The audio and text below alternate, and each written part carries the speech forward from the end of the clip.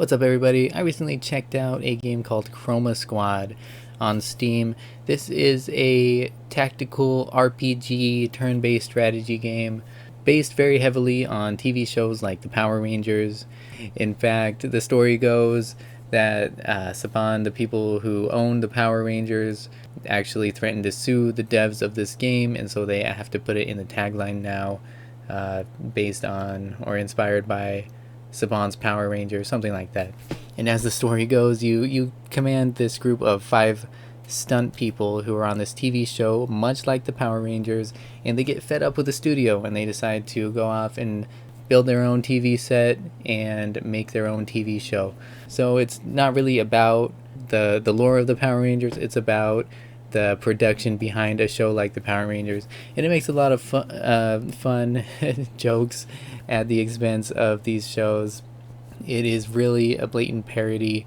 It's full of kind of witty dialogue and references to these shows, which is really I think the selling point of the game. If you like the appeal, the visual appeal to it, it has a really clean pixel type art style and just a whole lot of humor to it.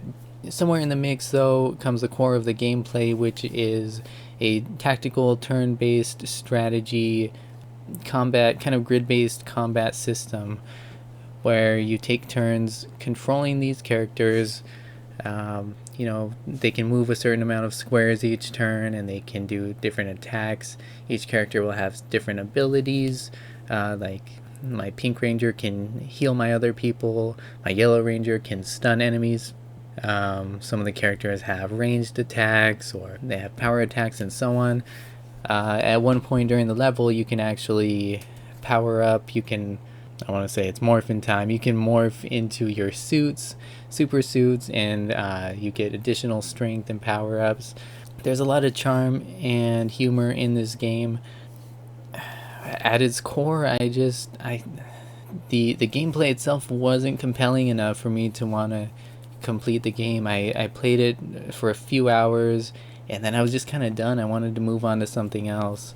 The combat is accessible, but it's not. I didn't find it deep enough or really compelling enough to want to keep playing it more.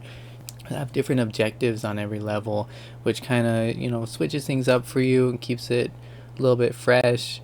Like maybe you'll have to kill the boss before attacking any of the minions on one level, or you'll have to kill 4 or 5 bad guys in one turn, or something. There's usually some sort of bonus objectives to go for, and what this does is it boosts your ratings. So remember, these fights are just fake. You're filming a TV show, so you're trying to make them as exciting as you can possibly make them. And so by battling a certain way, you'll boost viewerships. Like, you don't want to use your strongest attack until the very end to finish off the boss. If you use it too early and it doesn't finish off the boss, then you're going to lose viewership. So you're trying to complete these objectives and make your show as exciting as possible.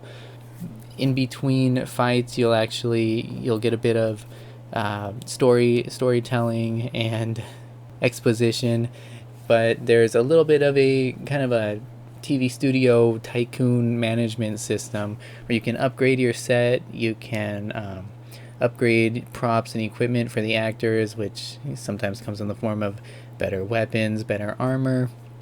You can buy marketing campaigns to boost viewership, boost ratings. Really, it has some good ideas. I like the art style. I like the parody, the whole theme of the game, but it's just not deep enough, or I don't know what it's missing. It's just a little too simple, and sometimes the exposition goes on a little bit too long, and I want meatier gameplay. And maybe I should have gone for a harder difficulty setting. I'm not sure, but like I say, after playing it for a few hours, I was just over it. And I really wanted to like this game. I really liked the look of it. And I was just a little bit disappointed. It just fell flat. It was almost there, but it kind of fell flat for me. It definitely seems to have a fan following, and it has some elements that it did really well. Overall, I just feel like it's sort of lacking in in gameplay, and after a while some of the jokes start to get a little bit old. I think the novelty kind of wears off after a little while. So if you played this game before, let me know if I'm wrong. Like I say, this is just my experience. I didn't play through the whole game. I think the whole campaign's about 12 hours or so. I only played about 3 hours of it, and I just wanted to move on to something else. So if you played it, if you loved it, you want to tell me how I'm wrong about this game, let me know. I did get some enjoyment out of it, and I'm not knocking it completely. It just was a little bit disappointing for me. Anyways, let me know your thoughts if you decide to check this game out. Also, be sure to check out the link in the description for Humble Bundle. You might find it cheap.